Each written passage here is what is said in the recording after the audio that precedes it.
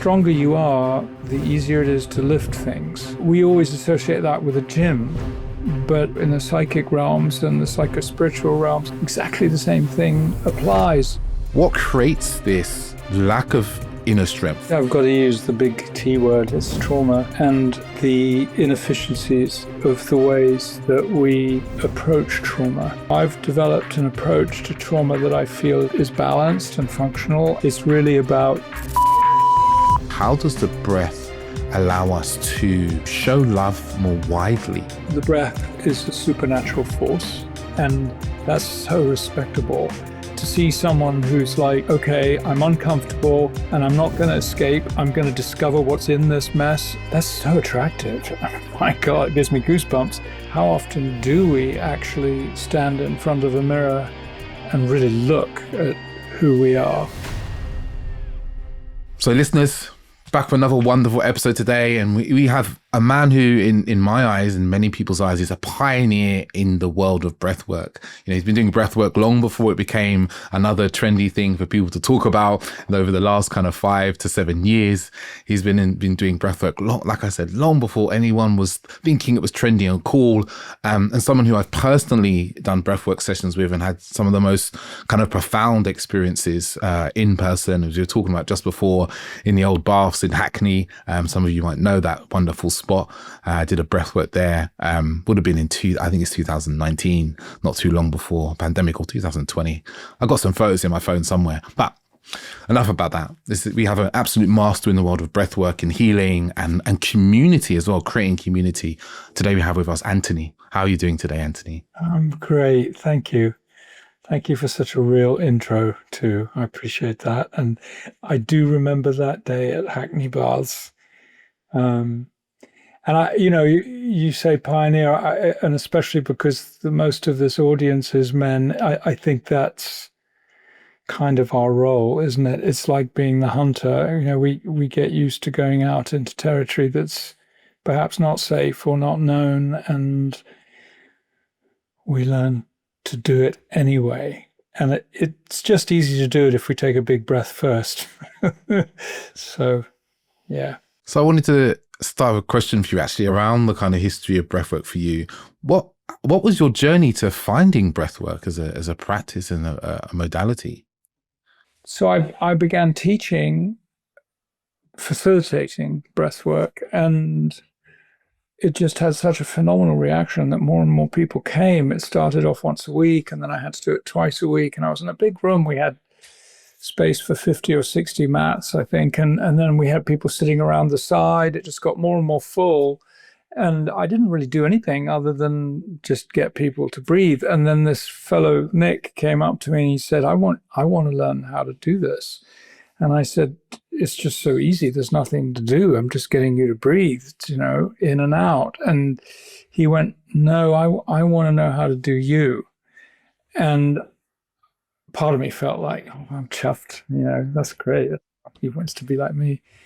And then I dwelled in the impossibility of like someone being me and how particular my own journey was. And I actually understood that to be an invitation to really take a look to, in some way, articulate the journey that I had to make, and then also to depersonalize it, not to make it about me, but to understand what's common in the human journey, what's common in the human condition, what's common in the male condition, the female condition, and all these things that we take so personally, that are so overwhelming for us. If we understood there was always something waiting to happen, could we develop the diligence to find out rather than be in the victim state that we often inhabit? So what would it take to regain choice? What would it take to build upon that choice and become more robust and more resilient as human beings? I got a really simple download last week. It was like, the stronger you are, the easier it is to lift things. And I mean, it's so simple, but we always associate that with a gym. But in the psychic realms and the psycho-spiritual realms and psycho-emotional realms, exactly the same thing applies. So as we are out there waiting for the right person to come along into our lives, or projecting anything into the outer world that is going to bring us resolution, we're kind of missing the point and we're avoiding the mirror. And how often do we actually stand in front of a mirror and really look at who we are? Really just keep looking at that face and go deeper, and the inflections, and we don't. We can, I used to be able to shave and brush my teeth and do my hair, the whole lot, without really looking who was there. And that's normal for a lot of people. So I developed this body of work that I teach, which is really about the human journey, the inner journey for both men and women, and also how we can extract ourselves from what we consider normal and create enough agency to generate a new normal, to inhabit a new normal. And it's kind of like there's this miracle matrix that, it's not about red or blue. It's about something completely different. And how can we kind of polish our noticing in order to understand what that is, and how can that make our lives easier and more fruitful and joyful and playful and fun and true? Yeah.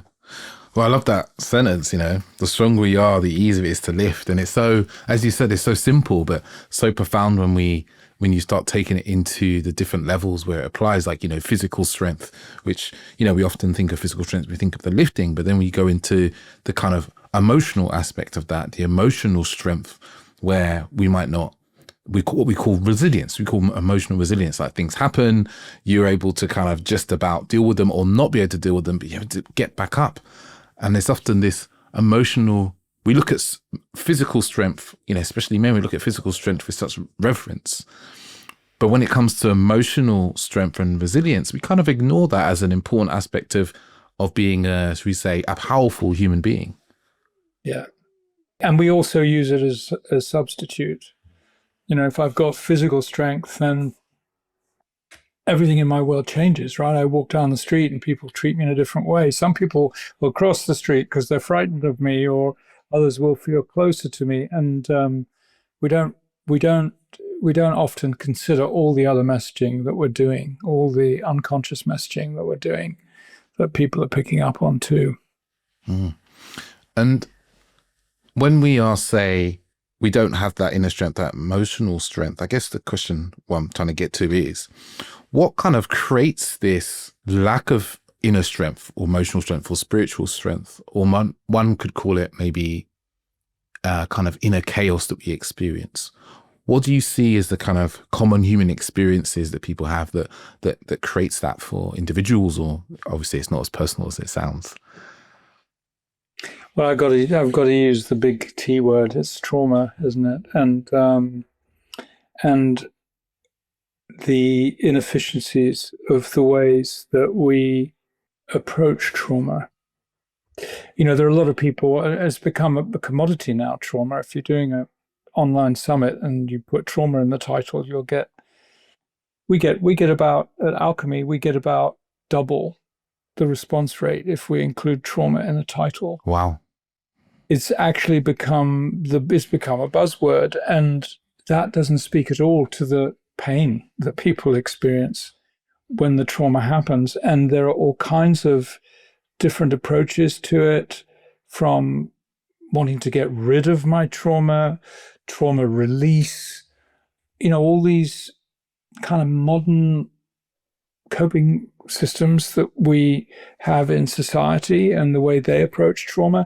And then I think the actual difficulty of living under the shroud of the trauma that we've experienced. And so I've developed an approach to trauma that I feel is balanced and functional, and it's really about using trauma as my teacher, not about trying to I don't think we can get rid of it.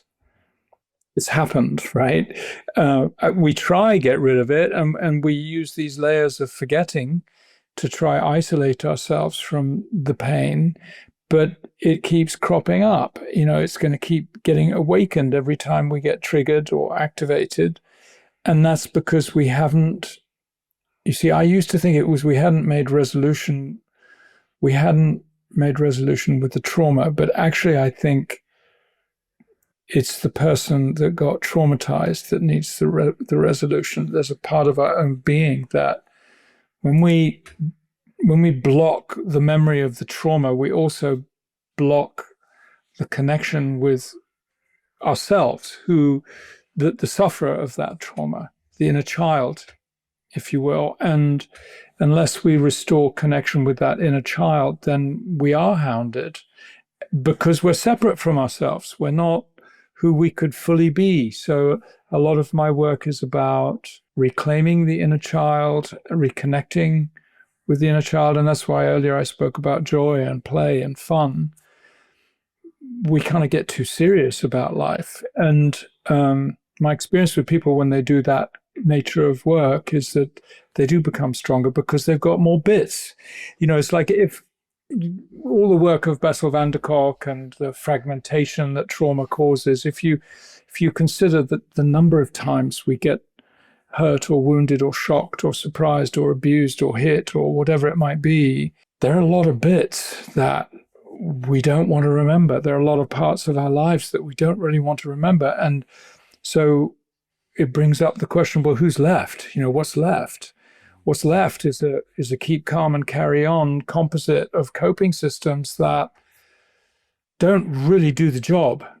They just cover it up, and we get more and more brittle, and it takes less and less for us to get activated and lose control and say stupid things and escalate the problem when it's not really what we wanted to do. And so there comes a moment where we really do need to stop and take a breath and say, okay, all this whole outer chaos, the mess of the shit show that's out there, what would it look like to get a bucket full of it and bring it into my laboratory, into the space where I can work with it and make changes and experiment with my tubes and burners and jars of potions and lotions? What can I do with it in order to better myself? So how can I compost that outer mess into something that can grow into beauty inside me? And that's actually reversing a life paradigm, which is that we do look to the outer world to bring us resolution for the things that we're uncomfortable about inside. From the first nipple that we sucked on or bottle that we sucked on, we were dependent on an outer world for our care. And so the process that I believe, and that's how I learned to be who I am, was by reversing that point of view and turning it the other way around. It's like, oh my God, I've been looking through the wrong end of the telescope my entire life, thinking that that's how things get sorted. So the government, the authority, the structure, the father, the whoever it might be, who I used to rebel against all the time, now I understand why, because they can't provide the solution. My abuser is not going to provide the solution for me. The longer I hold out and blame him or her, the longer I delay the actual healing of my own being that needs to happen for me to be robust and resilient. So that's what that articulation that Nick asked me for, so many 17 or 18 years ago, that's how it actually manifested, was in this articulation of the human journey, not just from the perspective of Joseph Campbell and the predictability of the hero's journey, but also understanding that there's a whole other template that exists if we polish our attention, if we polish the lens of how we notice things. And breathwork, to me, I've taken every mind alterant that is available, I think, since I was 15 years old, and I've never found anything as powerful as the breath. I never found anything I could be as intimate with as my breath. So that's my pitch: is the breath is your best friend. As soon as you're willing to wake up to it, it can be the best tool in your box. And it's this, as I'm hearing, it's like this inside out, right? Like we, as you described, we look to the outer world to solve our internal problems. We convince ourselves of it. And we even find evidence of, we look at other people and we're like, oh, they have happiness because they have. They're joyful because they have. They appear abundant because they have. You know, you just insert whatever you want into there. And then that's the evidence to us that we need to go and get a partner, we need to make more money, we need to look a certain way to have the joy, happiness, and connection that we want.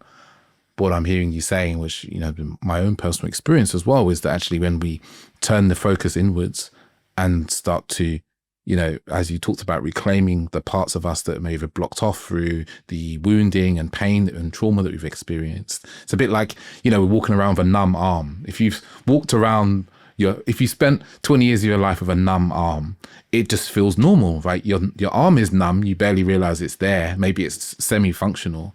But if you reclaim that part by the use of the breath, and you can reconnect with that part of yourself, suddenly you have an arm. You're like, wow, this is amazing. I didn't realize what I was missing.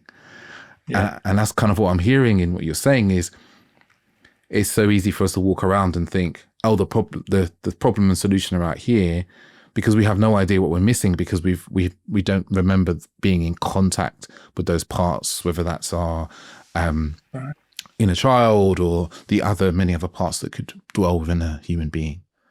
Yeah. It's amazing how we've accepted how dirty our lens is. You know, and if you're looking at a beautiful view through a window and you haven't washed the window, you know, you're not going to see everything. But then when you wash the window, it's this shocking realism, and the detail that you get to witness is so powerful. And I think this is, you know, when we were talking before we came on about how we seek relationship, like we're seeking the right partner.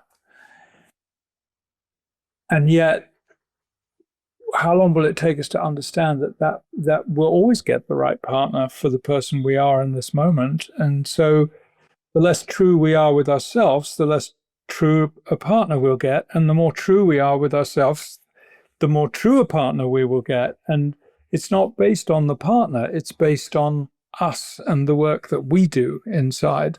We will attract what we need. So it's just, and this is interesting. And I think a perfect example of this is we do a breath work every Sunday. We have 700 or 800 people every Sunday that come and breathe with us from all over the world. And I keep seeing couples come out of these sessions. People are meeting each other. And on our retreats, we have, you know, we actually don't want couples to come together during retreat, but as a result of doing deep work together, a lot of people we've got little children that have been born out of this experience. We've got new couples that have been made.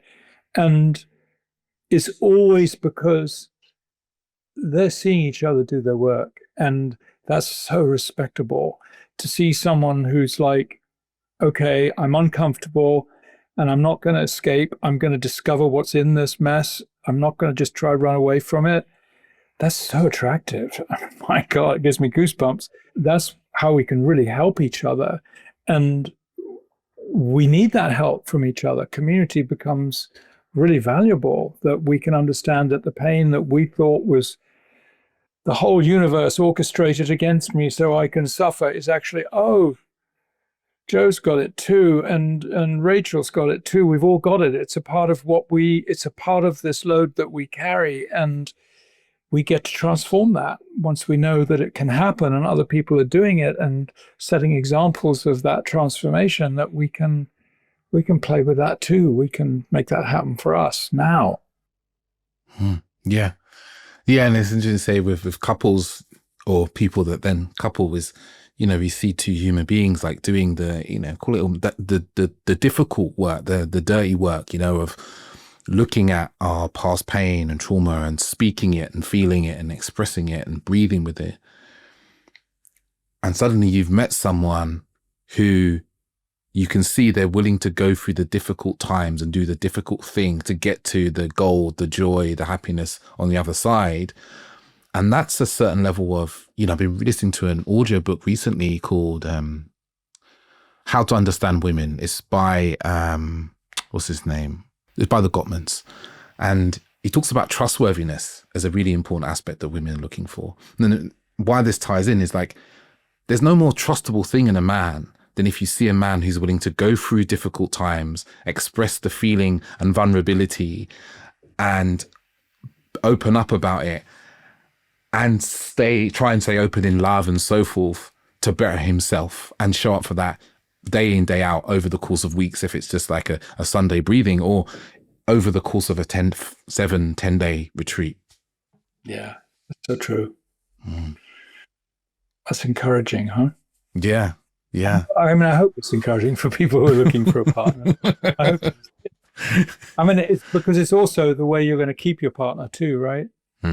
Is to show that you're willing, show that you're willing to do. And I heard a great phrase from, actually, I think it was a quote from one quote from Bob Marley is,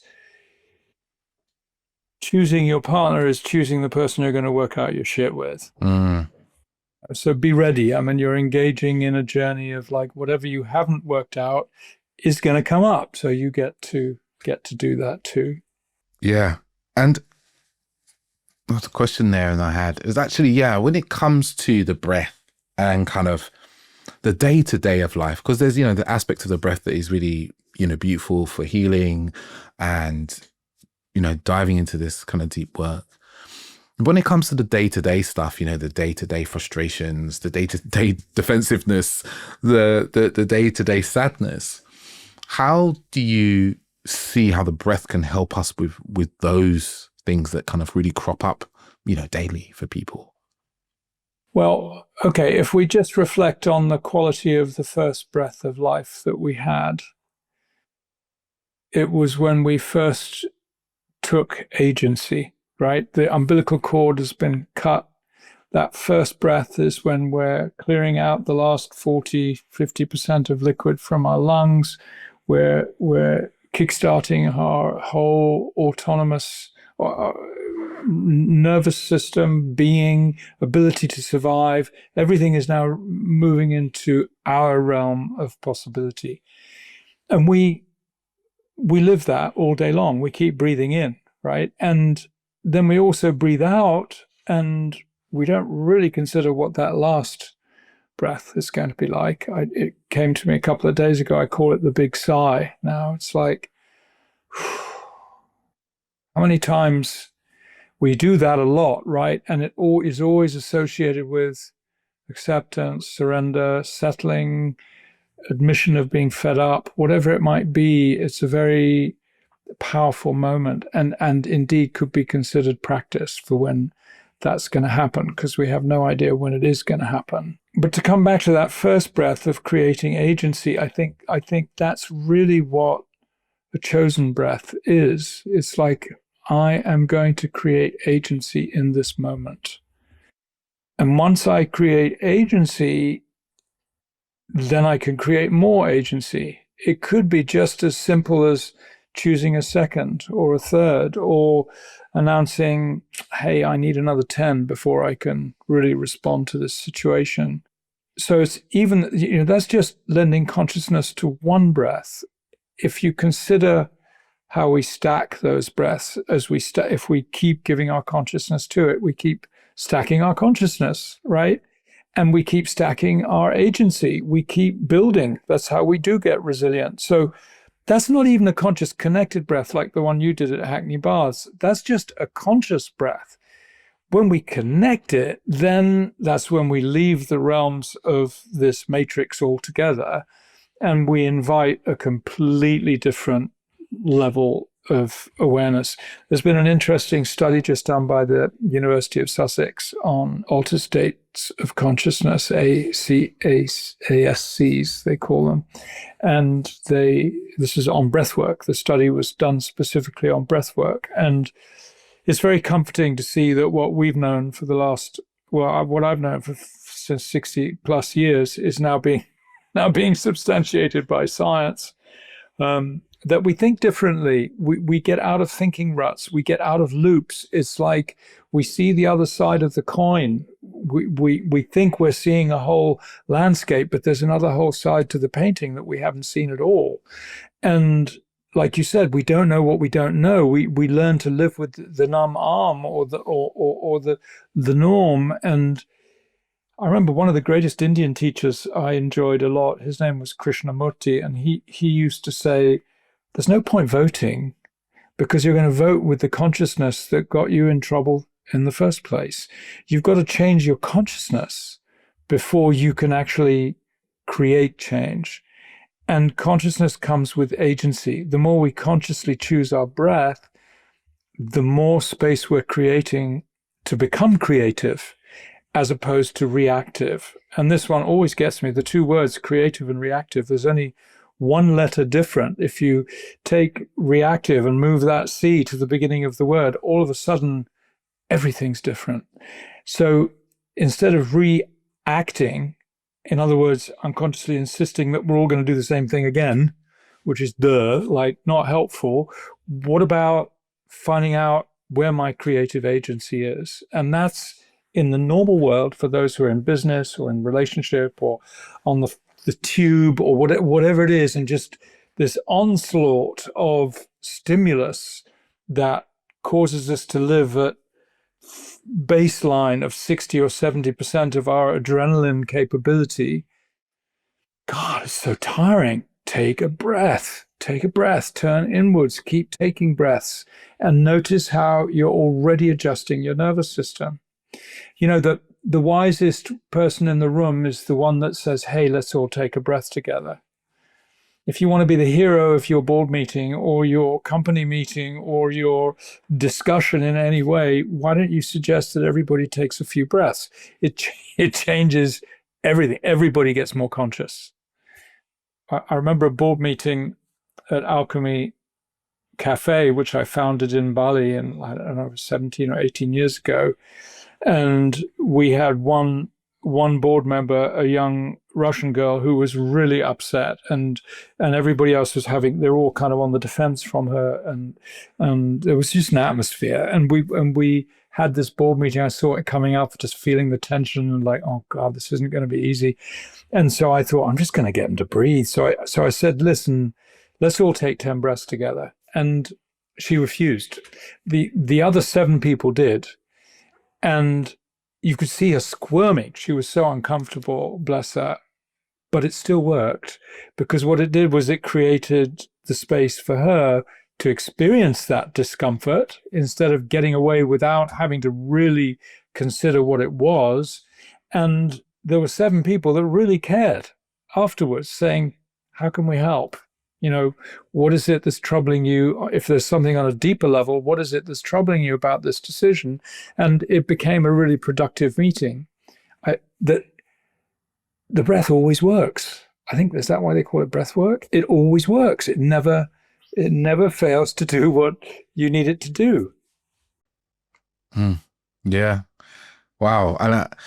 And it's what I'm thinking of that story you told there, it's like the power of network, you know, like, you know, she had 7 people around her, even though she didn't take the breath.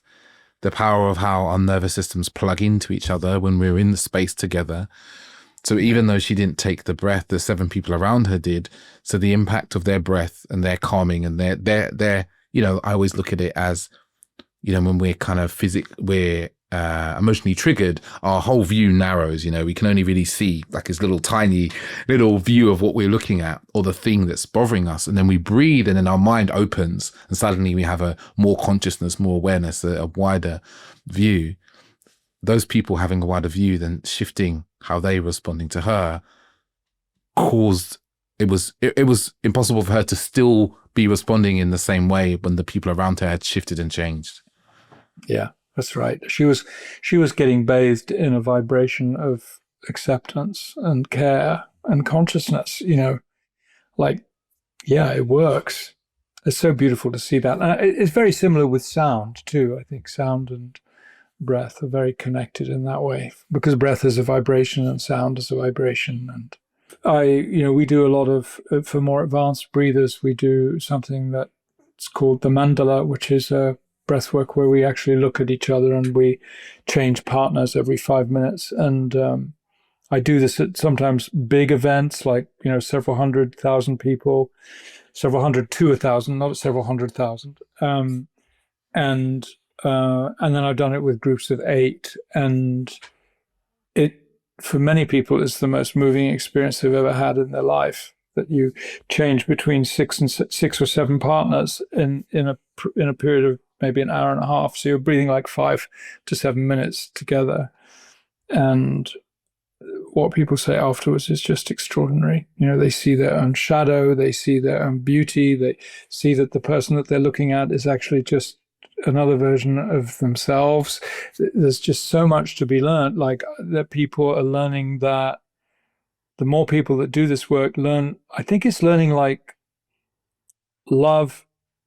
Yes, it's a feeling, but it's not a feeling for someone. It's a state of being. It's a state, it's a place. Love is a place that we actually inhabit. And when we learn to be stable in that home of love, it becomes our baseline. And that takes very little time for it to be reflected from other people. People say, "Oh my God, you're changing. What's going on with you? So nice to be around you." All of a sudden it feels like you're really here. And it's the presence, I think, that embracing a state of love as our true currency, rather than the other ones that we've learned to think were normal. Do you feel that love is our base way of being as human beings? I think it's what we want to be the base of our humanity, and I think it's what we're capable of. I think we've pretty much, obviously we've forsaken it, right? We've we learn to live behind the stories that we tell ourselves, and it's dangerous to threaten those. So unless we're really willing to step forward and be counted, then we're gonna hide from that as a truth. But I'll tell you, I've seen one couple, after 40 years of marriage, she came up to me after their first breath work together, and she said, he's never told me he loved me in 25 years until today. And 25 years, accepting that as normal, that wow. I'm not going to express my truth to you. Yeah, 25 years, that's a long time. 5 minutes, if you sit and count it, is a long time, but 25 years of not hearing that your partner loves you, I believe I definitely believe we all want to love recklessly, and we all want to be loved endlessly underneath. I think isn't that one of our fundamental destructive beliefs, is that we don't deserve to be loved. I realized when my mum died, we had a tumultuous relationship. She was Italian and she lived in England all her life. And it was almost like she couldn't allow herself to be Italian anymore. This emotional, creative woman, she was all of a sudden in a straitjacket of Britishness, and I always figured that she doesn't love me because she couldn't figure out how to show it. We never hugged. I was bottle fed, nannied, au paired, boarding school, the whole thing. But in the last week of her life, I got the download was that actually she is loving. She's loving in the only way she can, and it's me who doesn't know how to receive it. And then when I got that, everything changed. When I understood that her demonstrations of anger and control and don't eat that, and don't talk while you're with your mouth for all those childhood things were actually her way of showing that she cared. When the penny dropped, then actually the whole relationship changed. And what came with it was the understanding that all of my life that I wanted my mum and my dad to change and to be present with me as human beings. It was actually my very need for that to happen that stopped them from being able to do it. And that's a curious one. It was because I needed them to awaken that they became more and more rigid and unable to do so. And that's because, and I'm a parent myself now, my eldest is already 53 or something. It's because when, as children, we're in that state of need, our parents are waiting for us to grow up, which is letting go of that need. So we keep demonstrating that need, and they're going, "Oh God, I've still got to be a parent. Just stop it already." And they want that freedom of relationship that healthy parents and children can have, but they can't get there because we're the ones that are locking them onto a conversation that has no space to grow. It has no, they want us to be independent. They want us to be fruitful, thriving human beings. And so that's what happened. And I remember a grief counselor telling me sometimes a whole life can change in the last week of life. And that's exactly what happened with my mum too. So. Wow. That's really powerful. How did that shift? Did that shift anything else in your life in terms of how you received love or gave love? Yeah, absolutely. Everything. I mean, I remember back in those days, so it was 54, so it was about like in the 80s she died. I remember studying NLP back in 1975 or something, and it was when it first came out, and I understood that every human act, if you dig deep enough, you can find good intention. Even the most heinous acts, if you dig deep enough, you can find that there is a purity in the intention. That's probably very triggering for a lot of people to hear that, and I respect that too. But I am discovering that it's pretty true. It feels right. The older I get, it feels right. It doesn't mean that the behavior is acceptable. It doesn't pardon or forgive necessarily, although forgiveness is a whole other subject. But it does help us perhaps have compassion for others. I know within a child work, I usually finish my classes. I do a process called the bridge, which is also in my book. And at the end of the class, I beseech the people that are there, just remember next time that someone has been cruel to you, it's because they are hurting so bad and there's a part of themselves that is acting something out that they have not created restoration with.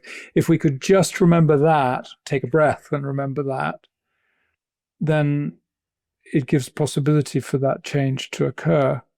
So may we learn to be more patient with ourselves and with others. These aren't new messages, right? They've been around for a long time. But we need to hear them. Like humans, I was mentioning this to one of my clients. I said, we learn through repetition. He said to me, he's like, "Oh, I know this now, so I won't let this happen again." And I said, that would be ideal, but we're human beings and we learn through repetition. So be graceful with yourself when this situation comes up again and you potentially do the same thing again. Remember, have grace with yourself because we're humans. We learn through repetition. Yeah, true enough.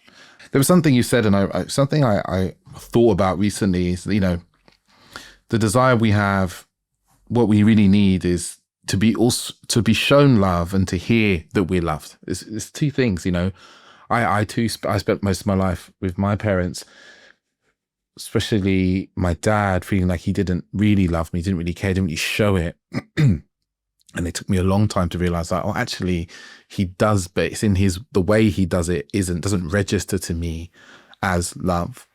And he doesn't say he loves me because that's something that might be beyond his vocal not vocal capacity, but it's not something he ever learned how to do.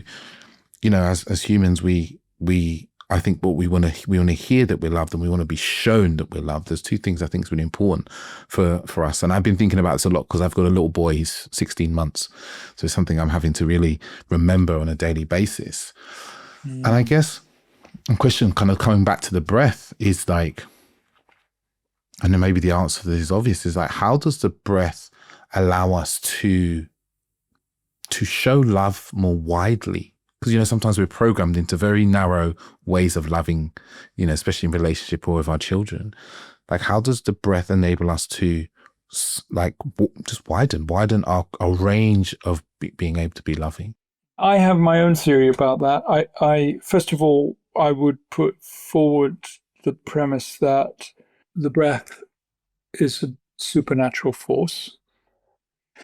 And so if we're willing to accept the breath as a supernatural force, then it becomes quite easy to understand. But to substantiate that it's a supernatural force is also very easy, because it's written in every religious document that it has supernatural power. There are physiological aspects that like I said, in Sussex, Sussex University, they're now proving these things. What I've found, and where the most instant awarenesses occur in the breathwork world, are when we use our conscious mind to breathe, and we embrace this superconscious, this superpower, unconditionally, like not with need, not with expectation, not with we can use intention, but we also need to let go of the intention with every breath. Otherwise, it becomes expectation again. So to define the difference between expectation and expectancy. So it's like you're waiting for that first raindrop and you don't know where it's going to land. That's expectancy. You're waiting for the rain because your crops need water. That's expectation. So if I can be in this unconditional state of being, I'm going to accept whatever happens from this greater source that's coming into me. And if I allow it to go through my conscious being and into my subconscious, when those three things are in the same space, that's really where the alchemy occurs. And you see instant healings, from physiological ones to psychological, spiritual, emotional. They can be instant healings, from seeing one woman who lost sight in one eye in a breathwork, her sight came back. Some extraordinary people who had chronic pain or illnesses, stage 4 cancer that's been turned around with breathwork practices. There are many, many things. And I don't want to say I do believe breath is the best medicine, but I'm not saying that breathe and you'll be fine. There are other conditions that need to be fulfilled, and the irony is it's unconditional.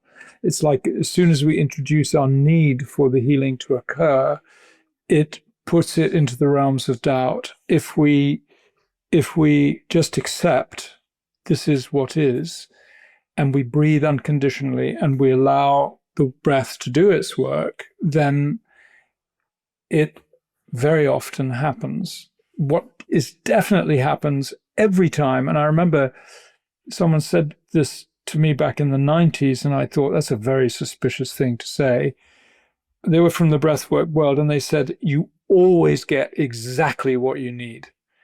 And I thought, well, come on already. That's a bit steep. That's a big claim. But I can't say I've ever seen it otherwise. I think we always do get what we need. Sometimes we didn't know that we needed it, and it might have been too impactful or too ample, too magnificent in a way for us to be able to grasp it. But when that's happened, I've noticed that that's so people can grow into it. And, like what you were saying about your dad, it's almost mathematical that it needs to be that way. If evolution is going to be served, there comes a moment we're going to have to outgrow our parents. And that means we're going to know things that they don't know. And if we're in our child mind, that's unfair, because why don't they know it? They should know. They're the ones who taught me. That should be all, he should be able to say he loves me. But actually, the process of life says that it's quite likely we're going to have to change our parents' nappies, if all goes well. So there's got to be a time in life that this transition really occurs, that we can grow into our own ability to respond to the world and to have that agency that the breath and other things bring too. Like an individuation from our parents and family system. Yeah. I remember I went to a tarot reader in Milan like 40 years ago. I think I was about 32 or something, and she pulled out the father card, and she said, "I've got two things to tell you about your dad.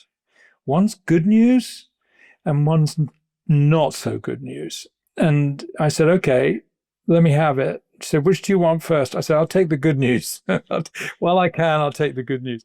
So she said, "Your dad wants you to excel him in every way possible. He really sees you as an unlimited power that can go way beyond anything that he's ever accomplished." Take a breath with that. Yes, thank you. I like that. And so, what's the other part then? And she said, "He's going to do everything he can to stop you. And he's helping you by doing that."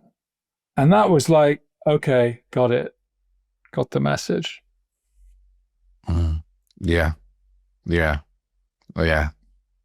I'm just digesting that, because a lot of people hear that and be like, those two things can't be true. Like, no, actually, it's a bit like, and it's a bit like training someone for boxing. You hit them, you hit them so they get tougher. You hit them so they learn to move, and you do surprise things to them so their instincts a bit more refined and the reactions get better. And it might be to an onlooker, you'd be like, that doesn't look like you're helping them, but actually. No, yeah, exactly. Yeah. And it's a little bit like what you said about our wounding and trauma earlier. It's like, when we look back at it from where we're often standing here, we're like, that was horrible. I wish that didn't happen to me. But from another lens, we'd be like, well, that's made me who I am today. So many of the great practitioners across different fields of therapy and so forth, they came to do the learning they did, or the wisdom they gained, because of the pain that they experienced that they wanted to do something about, or they didn't want other people to experience. Yeah, I heard a talk by Mo Godat, and he was, I think, number 2 in Google, and he did a survey. He wrote a book about happiness, and he did a survey of 12,000 people, I think, and he said, "I offer to erase all of your trauma." And over 98% said, "I'll keep it, thanks. Because if I lose the trauma, I've lost all the growth, I've lost all the new friends I had, my whole life direction would reverse and go back to where it was." I think there is a journey. Part of our human journey is to accept trauma as our teacher. And on an even deeper level, for those that have abused us, part of our human journey, and perhaps, I don't know, perhaps superhuman journey, is to actually thank our abuser. That there can come a point in our evolution that we can look to our abuser and say, I know this doesn't let you off the hook, but if you hadn't done what you'd done, I would not have had the great opportunities that I've had in life. And that's why I talked about forgiveness being a different subject before. That's where we can really build our muscle. That you spoke of the individuation before too. So if we can really move towards compassion for the world abusers, that's where we're going to create change and a difference. Yeah. I feel often like we're living in a world, sometimes it feels like there's a real shortage of compassion. We've really gone to these extremes and I don't know if it's something you experience. I've talked to a few guests about this, where feeling like so many people are so angry all of the time, or so quick to anger, or quick to only view everybody through a very negative lens. It just seems to be this real shortage of compassion, and this quickness to anger, and this quickness to look at people from extremes of severe, personality disorders, like everyone's a narcissist. And, there seems to be this trend that's been going on for a number of years that swings people this way. Yeah. Yeah, we got a ways to go, huh? We do. As one more question I'd like to ask you before we wrap up. You know, you've lived a long and varied life, just from the conversation we've had now, you know, and you've experienced many different experiences, whether those are altered state experiences, life experiences, fatherhood, you know, travel, business, starting mobile business, starting movements, running huge breath works, learning about trauma, the breath, and all these bits and pieces. What would you say your most profound lessons have been that you've learned about being a human being, or around healing, around connection? It's a cliche. It's going to be a cliche that it's an inside out job, that the connection I can have with you is definitively controlled by the connection I can have with myself. The love I can share with you is dependent on how much I'm able to share with myself. That is what keeps us authentic. That's what makes sure that what we share in the outer world with other people is concurrent with who we are. It's not beyond our measure. You know, something that happened a lot in my 30s, I see in clients that are of that age group, is that a common affliction, I would say, is that we lack distinction between our aspiration and what's really true. So we say, I'm like this too, I'm like that, and I feel, but actually what people are often saying is, this is the way I'd like to be, and I want you to accept me for the way that I'd like to be, and not pay attention to who I actually am. And this isn't just restricted to the 30s. This is, I see people my age doing the same thing. But I think it comes into play in early to midlife, and we're in such desperate condition that we've got this patchwork quilt that we've put together to show to the world, and we really need to disrobe. We really need to learn that our sovereignty is our birthright, and that by admitting we don't have it, we're closer to it than by pretending that we do. And that sovereignty is the result of a deep commitment to inner work. And it's not that it's ever going to end. It's not. But if we can keep burnishing that commitment and bouncing back, then there was a very famous saying from 2,000 years ago that said, "Forgive them, for they know not what they do." And I think we get to do that with ourselves too. You know, we're all doing the best we can, and my God, it's a great playground, and it's got its bumps and scrapes too. But so I think my greatest learning was to turn inside, like I said earlier, bring it into my laboratory, so I can actually do something about this. Yeah. In this moment, that could change more. Beautiful, Anthony. Thank you for today. Thank you for such wisdom, you know, such lived wisdom that comes through with what you say. And, you know, as I said, in the breathwork sessions that I've attended have been magnificent. And I'm sure the listeners are wondering where they can hear more from you. They can attend your breathworks. They can pick up your book and lots of the other work that I know you do in the world. Well, I don't know if I think they might be absolutely thoroughly fed up with me by now. But yeah, alchemyofbreath.com is how you can reach Alchemy and the work that we do. And you can join us on Sundays, 9:30 a.m., 5 p.m. English time is free. You get to work with our star facilitators, a rota of facilitators. And every once in a while, I'll show up and do some stuff too. The book is called Outer Chaos, Inner Calm. Got that wrong. There it is. That's its color. And you can get it on Amazon. There's a great little number we've got going now because I really want people to get what breathwork can be for them. And this isn't just about breathwork, by the way, it's about our human journey. But if you do buy the hardcover book or the hard copy book, we will give you a free breathwork. One of our facilitators will give you a one-to-one session. And that's like a couple of $100 worth. So it's really worth doing, and you'll get a private personal journey into breathwork. And you, on the other hand, if you don't want to spend the 20 quid or whatever it is, you can get it on Kindle for $1 or £1, because I really want the message to get out there. So take your pick. And consider, if you've got holiday time coming up next year, consider coming to visit us at ASHA. That's Alchemy School of Healing Arts. And you can find out about ASHA on asha.global. And we run breath camps. We're just breathing all the time. But we've got other people coming in to do retreats, like Mike Chang, who's a great fitness guy, is coming to spend a week with us next year. We've got a music retreat for musicians so we can co-create together.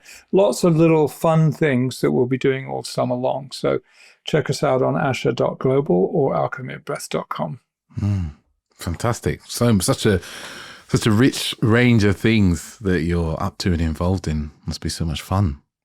I haven't even talked about my wife. So, there's another 60%, on top of my 40 there. So, yeah. Oh, fantastic. Yeah. Oh, thank you, Anthony. Thank you for, like I said, thank you for the wisdom. Really enjoyed speaking to you today. Such an easy conversation to have, and so much I've taken away for myself. I'm sitting here thinking, man, I need to get back to my daily breath practice. That's disappeared in the last year. And the last thing for me to say, I guess, is to listeners, if you've enjoyed this episode, share it with somebody, because there's someone out there that could do with more inner calm, more inner peace, and to bring more consciousness to their awareness. It might be your partner. It usually is our partners that we want to bring more consciousness to. But I'll leave it with just saying thank you for listening, and ciao, ciao.